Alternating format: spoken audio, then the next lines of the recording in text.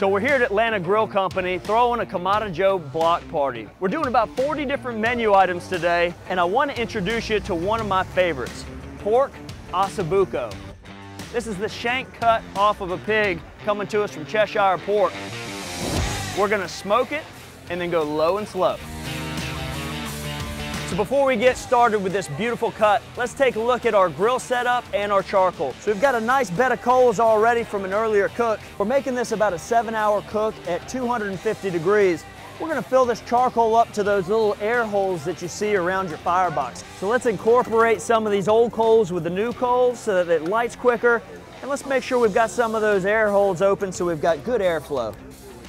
For this particular cook, since we're doing pork Ossobuco, we've chosen Kamado Joe applewood. We're gonna sneak these directly into some of those glowing embers so we get combustion and we get that clean smoke. Let's go ahead and damper this down to about a quarter of the way open, and we're gonna lock that 250 in for about 6-7 more hours. So today we've chosen a Himalayan Sherpa Atlanta Grill Company seasoning. I really like this one. It's got that beautiful pepper and garlic and salt, really nice, super simple. You want to get all sides nice and seasoned.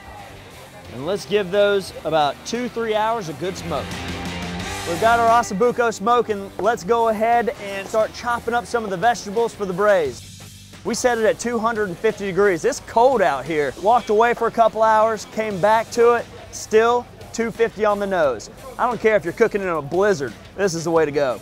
All right, so these things, 2.5 hours, look absolutely incredible. We've built all the bark that we need. I love the seasoning, great caramelization occurring. We're just gonna nestle this in to our bed of mirepoix. 1, 2, 3, 4, and then we'll knock in a little unsalted chicken stock.